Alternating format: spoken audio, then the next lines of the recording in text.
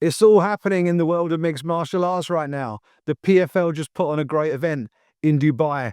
The GFL have just come on the scene and held their draft, which is some sort of legend series. And now we've got the UFC heading to Riyadh, Saudi Arabia, as the last stylebender looks to get back in the cage and get right back in to middleweight contention. Let's talk about it all right here on the RDX Sports Podcast.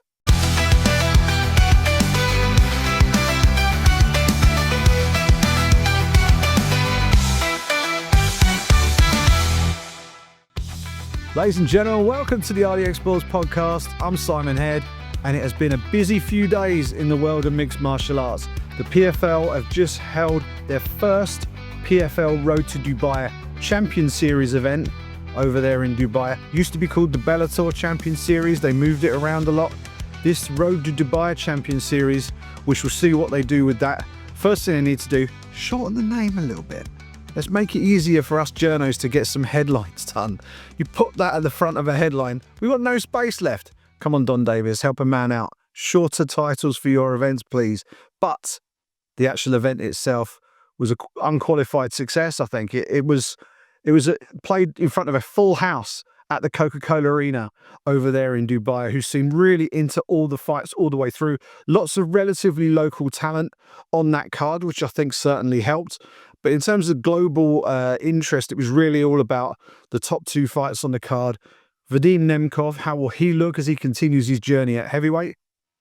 Long story short, very, very good. Submits Tim Johnson, looks very good doing it. But really, it was all about that main event. Usman Nurmagomedov taking on Paul Big News Hughes for what is still called the Bellator lightweight title. We need to fix that as well, Mr. Don Davis. But huge title fight for the PFL brand. Huge title fight for Paul Hughes, who has already captured World Championship gold in the Cage Warriors promotion, working his way up, beat a former Bellator world champion in AJ McKee to earn his shot at 18-0 undefeated Usman Nurmagomedov in the main event this past weekend in Dubai. And a lot of people weren't giving him much of a chance. I know the bookies weren't. He was something like a 6-1 underdog in a two-horse race. For a guy of his caliber, that is just an insult. Like, anybody who sets those odds doesn't understand how good Paul Hughes is. Either that or there was just so much money going in on Usman that they needed to set a really chunky underdog line in order to encourage a little bit of action. But in a two-horse race, he was no way a 6-1 underdog. And as the fight played out, I think everybody watching realised that that was the case as well. Hughes stepped up to the plate and proved he backed up basically everything he said in the lead up to that fight. Usman was borderline cocky and disrespectful on the way up to the fight, very dismissive of everything that Hughes was saying and doing. Hughes wasn't being critical or talking down about his opponent. He was talking about himself the whole time, and he had this sort of steely exterior about him. Everything was very measured. Everything was very calm, and he knew exactly what he was saying. There was no emotion in what he was saying. He was just telling you what he felt, and this is what I'm going to go out there and do, and I don't care what anybody else says. This is what you're going to see on fight night. And result aside, he backed up pretty much everything he said. He said he would take the fight to Usman Nurmagomedov. He took the fight to him. He said he would drag him into deep waters. He dragged him into deep waters. And he said he would push him harder than any other fighter will ever have pushed him in the past. And he did that to a T over 5 brilliant rounds. I mean, as an MMA fan, as an MMA writer, a journalist who's covered the sport for as long as I have, sometimes when you watch fights, you're just, you're watching and there's a clear discrepancy between the two fighters, and it's kind of a matter of time. You're waiting for everything to play out until the actual result occurs. This was one of those fights where you're on the edge of your seat all the way through because you just don't know which way it's going to twist or turn next. Usman looked really good in the stand-up. He's got a very fluid stand-up style, loves using his kicks to keep range. Started the fight very well, definitely took the opening round. But I was watching Hughes, and even though he gave that first round away, and I think he'll probably be regretting that looking back now, but he was also sending a message that nothing that Usman was going to do was gonna shake him or knock him out of his game plan, and he just stayed compact, stayed within range, and was just walking him down. Even though he might not have scored too much in terms of effective offense, he was sending a mental message to Usman Nurmagomedov in that first round. And as the fight started to wear on, the distance between them gradually just inched closer. And then once they got into range where Paul Hughes could start to counter, he started to find a home for his shots. Some beautiful counter left hooks in particular. And then as the fight wore on, it felt like Hughes was just gradually ramping up the pressure, gradually pushing the pace. And the fact that when Usman tried to turn to his wrestling and couldn't take Paul Hughes down, I think that was a real moment in that fight where it was like, hold up a minute, this guy might just be telling the truth about how good he is. This guy is going to be, he's not going to get, I'm not going to get him out of here very quickly. He's the real deal. And Paul Hughes' takedown defense was outstanding. Sure, he did get taken down at a couple of points during that fight, but they were more down to just exquisite timing of the takedown attempts from Usman in those in those moments. But overall, Hughes' takedown defense was outstanding. There were once or twice he got caught way off balance and still managed to prevent the takedown. It was really quite something to see.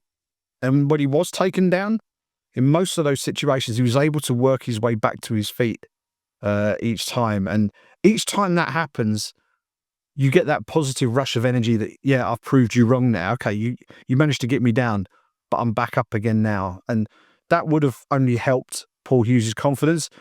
And that would have started to wear out Usman Nurmagomedov. And you could see when it got to about round 3, Usman was really, really breathing hard. And you felt like there is an amount of pressure, I think, being part of that family, knowing that Islam Makhachev, your teammate, has just defended his title just a week ago. There is pressure that your brother fought for a belt and lost out. It's now all on you. You're the one that's got to step up and deliver for the family and for the team. And he's got this self-confidence that we saw all the way through. But we saw that confidence start to shake. We saw that confidence start to break a little bit. A few little cracks started to appear in that third round. And unfortunately for him, he ended up with a point deduction. And that really did feel like that was the momentum swinging towards Paul Hughes. 2 back-to-back groin shots in the space of a few seconds. Second one looked really bad. But the point deduction, I think, under the circumstances was probably fair. And he's kind of, the best thing that could have happened for him was that he got the takedown really early after that and managed to see out the round. Because otherwise I think he was in probably the biggest trouble of the fight at that point. Hughes was really putting it on him at that point, pushing the pace. But the momentum stopped with the groin shot, and then he hit the takedown, which effectively stopped Hughes' offense for the rest of the round. But then we saw round 4, and that was a big round in round 4 as well. And just the way the fight went on, it was just an incredible fight. Went all the way to the judges' scorecards, and I haven't scored the fight round by round. I was watching it live at the time, and you can feel the momentum shift. I think if you got to the end of the fight and you were looking at the fight sort of pride scoring, I think you'd have given it to Paul Hughes. I think he was the man in the ascendancy in those last 3 rounds, and it felt to me like he was the one pushing the pace. I think scoring-wise, you could probably, all of the rounds were tight. I think that the one round that was undeniable was the first round, and Usman won that on the basis of that Hughes didn't land a whole lot of offense in that round. The 4 rounds that followed were pretty competitive, and you could make arguments for both men in probably all of those rounds. But I think from my experience of watching it on the night, I felt like Hughes might have just done enough to nick it. I really did. But some of those rounds were super close. I'm not calling robbery. What I will say is for 2 judges to only give Hughes 1 round across that entire 5-round fight seems a little off to me. I know I'm kind of arguing against myself here, because if I'm saying all the rounds are close, then you can argue that all the rounds could be scored to the same fighter. If they're all close rounds, they could all potentially be scored to the same fighter. But it doesn't seem plausible to me that Hughes only won one of those 5 rounds. But that's basically how 2 of the judges scored the fight. It looks closer on paper because what would have been 49-46 scores were reduced to 48-46 because of the point deduction. So that for me is a strange one. All 3 judges thought that Usman Nurmagomedov won more rounds in that fight, and that's why he won the fight. It was the first scorecard was 47-47, which means it would have been a 48-47 to Usman. The other 2 would have been 49-46, but ended up being 48-46. Personally, I think I can live with the fact that Usman won. I would, maybe a 48-47, but not including the point deduction. I can see him winning 3-2, but I don't know. I think Hughes won at least 2 rounds out of those 5. I really do, and that would mean you're looking at least the draw. At least a draw if all the judges are consistent across, with the same view. But it was a very close fight. And after the fight, Usman paid tribute to Hughes and said, "I was wrong. I underestimated you." And that was really good to see. And I thought to myself at the time, that's really good because this tees up a rematch perfectly. Hughes gets on the mic, calls for the rematch in Belfast, which makes a lot of sense for him. But the fact he's not the champion may make that a slightly tricky one to get agreed on the Usman Nurmagomedov side of things. What is also going to be hard to get agreed on the Usman Nurmagomedov side of things is a rematch at all at this point, because later on that evening, he went backstage and said that Hughes was gifted a title shot after just 2 fights, and that he should go away and have 2, 3 or 4 more fights before he gets to fight for the belt again.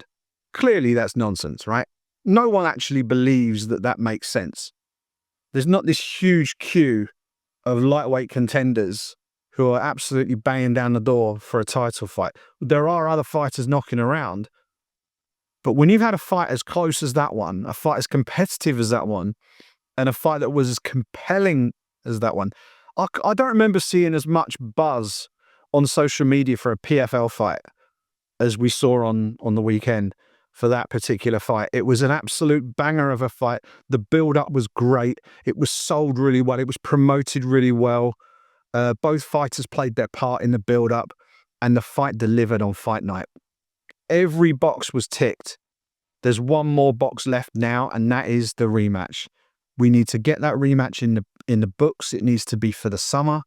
And whether you do it in Belfast, whether you do it in Dublin, whether you do it in Dubai again, it just needs to happen. It needs to happen because that was too good of a fight to potentially let it wither on the vine and never come back again.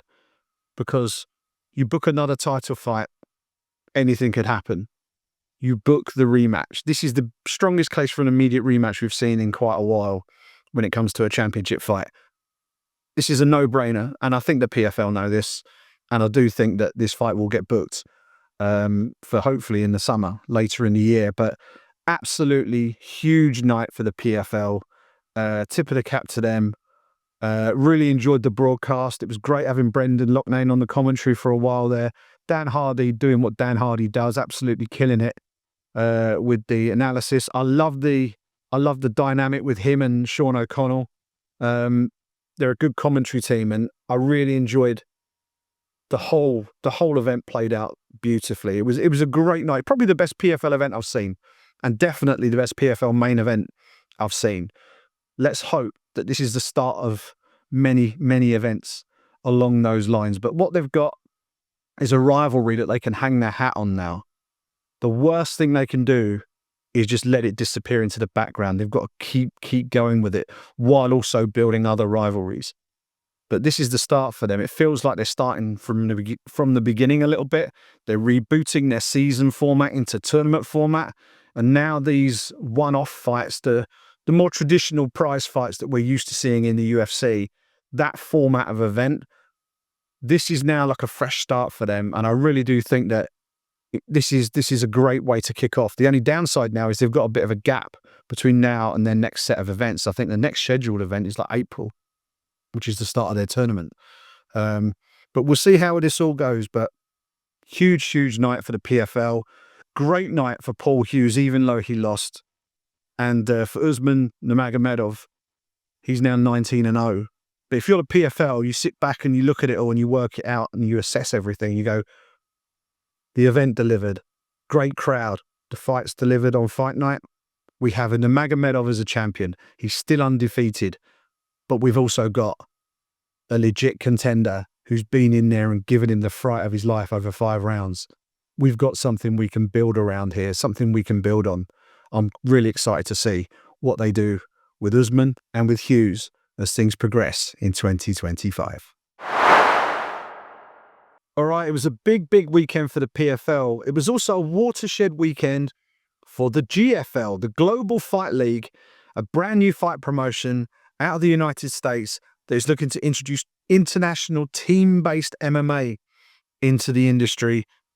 Had its draft this week.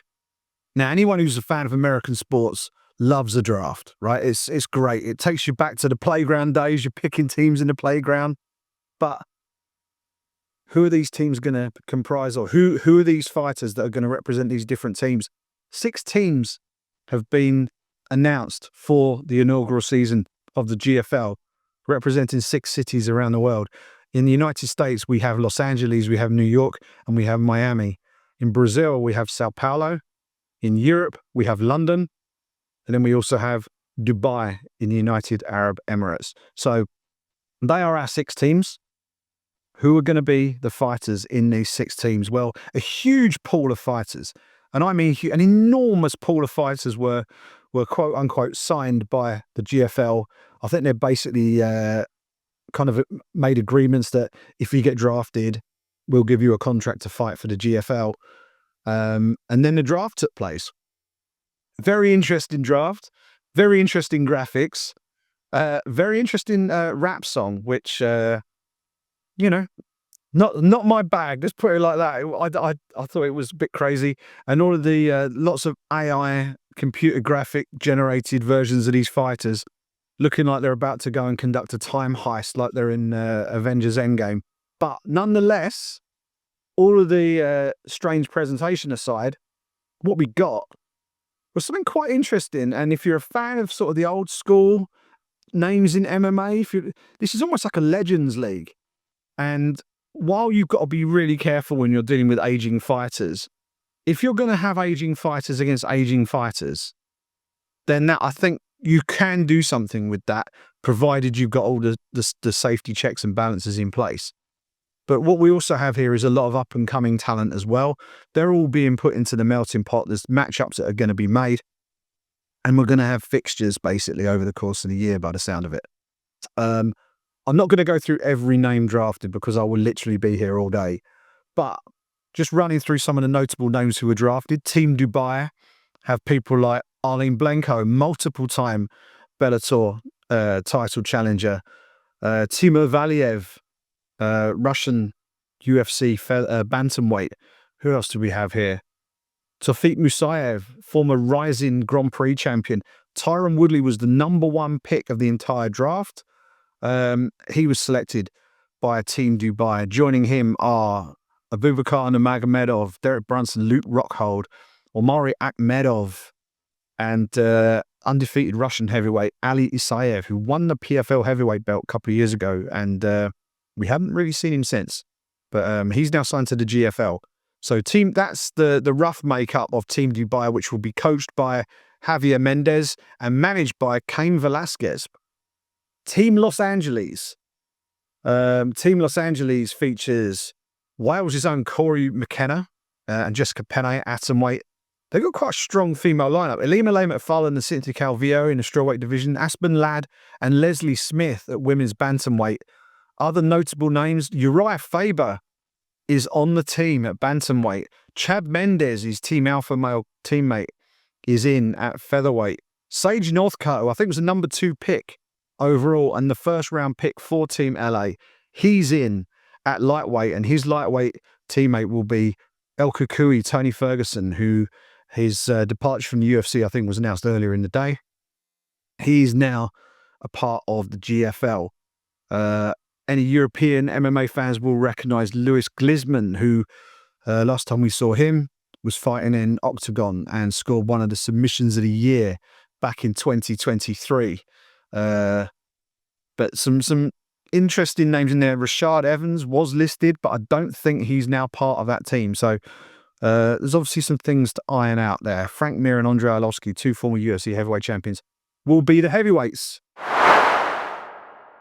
So we move on to Team London. Now, this is a team, obviously, I'm going to be keeping a very close eye on because they're just up the road from me. I'm about half an hour away from London. So when they do have an event in London, hopefully I'll be able to get up there and see how all this looks at close quarters. But Team London, which is going to actually be run pretty much from Manchester, from Manchester top teams, Carl Prince is going to be the head coach. Luke Barnett is going to be the manager. And I'll run through the whole of the Team London lineup. Atomweights, Chiara Penko from Italy and Kelly Stadden from England. Strawweights, Josephine Knudsen from Sweden. Karolina Oszczak, I probably butchered that, I apologise, Karolina, from Poland. Former star in KSW, big fan favourite in KSW. Julia Budd and Pani Kianzad will be the women's bantamweights. Cameron Else and Josh Hill from Canada will be the men's bantamweights. Brett Johns and Mike Grundy will be the featherweights. Really happy for both these guys. Brett Johns, the pikey, always brings the action and the intensity. Love watching that man fight. He's a real scrapper. And Mike Grundy, such a talented wrestler. I think didn't quite get the run that I was hoping for from him, and I'm sure he was hoping for in the UFC. Had to deal with some personal tragedies along the way as well during his time in the UFC. Really looking forward to seeing him back in the cage as well. Biggest name on the team, or one of the biggest names on the team, former UFC and WEC lightweight champion Benson Henderson is going to be repping Team London in the GFL alongside England's Tim Wilde at lightweight. Two guys who I've covered for years from a lot earlier in my career. Danny Roberts, Norman Park will both be in Team London in the welterweight division. And the steal of the draft, Gegard Mousasi, is Team London's middleweight, number one middleweight, alongside a man whose name I'm going to butcher, Mariusz Kizakiewicz from Canada. I assume he might have some Polish in his heritage somewhere along the line. Alexander Gustafsson and Ilya Latifi. I wonder if they came as a package deal, those two. Teammates from that All-Stars gym in Sweden. They will represent Team London at light heavyweight. And Stuart Austin from right here in the UK will partner Tanner Boser from Canada in the heavyweight division. Big fan of Tanner Boser, not just for the mullet, by the way. Great mullet on Tanner Boser, but the guy can fight as well. Very scrappy, high output, a lot of fun to watch. He'll be good fun for Team London. Just running down some of these other teams. Team Miami will have Paige Van Zandt, Kat Zingano, Marlon Moraes, Anthony Pettis, Jeremy Stevens, Hector Lombard, Yoel Romero, Robeles de España, Thiago Santos, Junior dos Santos. They got some names. Team Miami got some names. Team Sao Paulo, as you might expect, a lot of South American talent in here, a lot of Brazilian talent, some Argentinian fighters in there as well. Patricky Pitbull is in there at lightweight. Henan Barao, remember Henan Barao? Former UFC bantamweight champion before he just fell off a cliff and disappeared entirely. He's back and he's fighting at bantamweight alongside a long-time UFC contender. Never quite made it to a title fight, but legit contender for a long time, Rafael Assunção. He's in there at bantamweight. Who else do we have here? Patricky Pitbull, Lucas Martins, who from memory, I think is the only man to defeat Islam Makhachev. So there we go. He's in the GFL. Antonio Carlos Jr. Mauricio Shogun Hua is in at light heavyweight. I don't know how I feel about that, if I'm honest. He has taken a lot of punishment over his career. I don't know if he needs any more. You know, I hope he's match made appropriately. Let's put it like that. Douglas Lima is in the team, and the heavyweights will be Bruno Capoloza, from former PFL fighter, and Fabricio Verdum, former UFC heavyweight champion. That is Team Sao Paulo. Loads of names that you'd recognise. A lot of them are from MMA years past, but we've also got some people like Kevin Lee. We've got Team New York. Have got a great lineup as well. Chris Weidman, Kevin Lee, people like that. So it's going to be very interesting to see how all of this shakes out when the season starts, and we'll see how it goes. I'm intrigued. Let's put it like that. It's hard not to be skeptical sometimes when someone arrives with a brand new product. The proof of the pudding is when they put the events on. Will people attend the events? Will the show be carried on a decent TV channel? Will it get the output? Will the production be any good? All of this we will find out in the coming months, but I think they've made a positive first step forward. There's certainly some wrinkles that they need ironing out. There's a few names that were announced that perhaps shouldn't have been announced, people that were contracted elsewhere.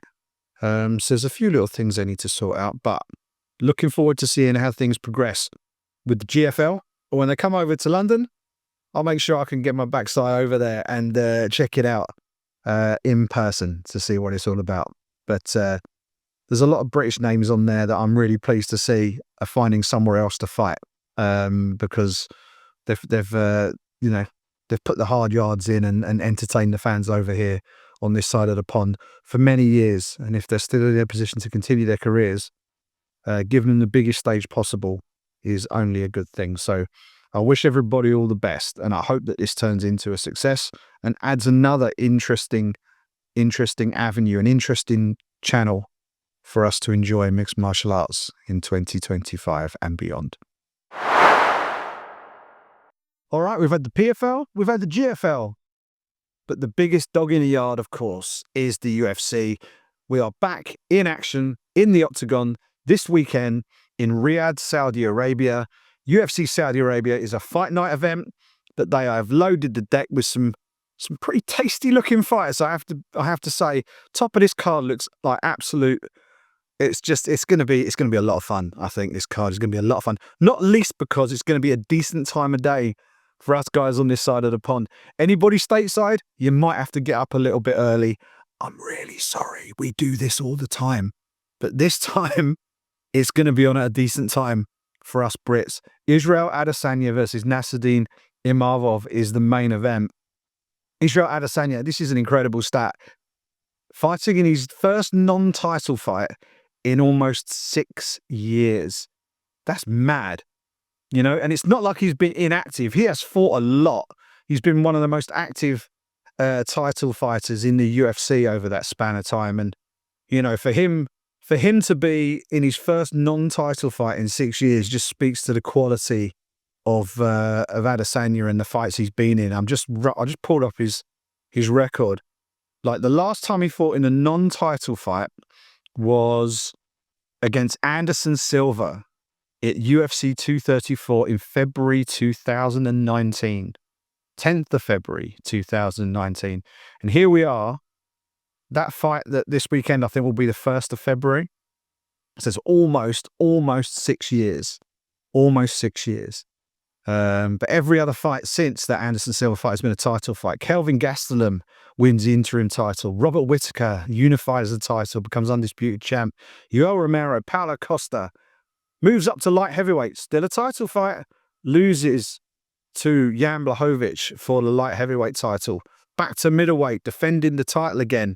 Vettori, Whittaker, Cannonier, then loses to Alex Pereira, then beats Alex Pereira to win the belt back. It's been title fights all the way. So what are we looking at here? 2, 4, 6, 8, 9, 10, 11, 12 title fights in a row for Israel Adesanya in that almost 6 year span. That's pretty decent. That's a good innings. That's a very good innings for a world championship level fighter. And he's now in a non-title fight. And the big question now is, does he feel under pressure now?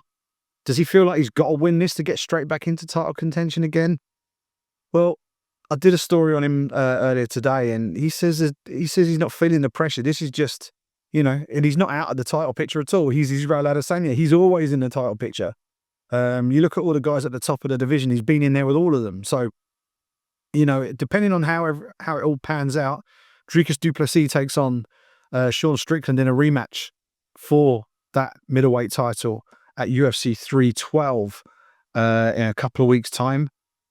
Adesanya could put himself front and center to take on the winner of that fight. He gets a big win against Nassourdine Imavov this weekend. All things are possible. All things are possible. So it's going to be very interesting to see how that one goes. If you're Nassourdine Imavov, then you're on a 3-fight win streak, 4 fights unbeaten, and he's beaten Roman Dolidze, Jared Cannonier, Brendan Allen. But this is by far the biggest fight of his career. Can he step up and match Israel Adesanya, or are we going to see Adesanya just show the world that there are levels to the 185-pound division and that he is the cream of the crop and deserves to be straight back in there for the belt next time we see him? It is going to be a dynamite main event, and I'm really looking forward to seeing how that one pans out this coming weekend. Also on the card, the co-main event is an absolute banger. Whoever decided to book this matchup, round of applause to you, because this is just ridiculous. Shara Magomedov versus Michael Venom Page is like Mortal Kombat stuff. It really is. Shara Bullet, middleweight savage, just knocks people out. I think the last time we saw him fight, he won with a double spinning back fist KO. Has that ever happened before in a world level MMA fight? I'm not sure it ever has. Shara Bullet did it against Arma Petrosian last time out.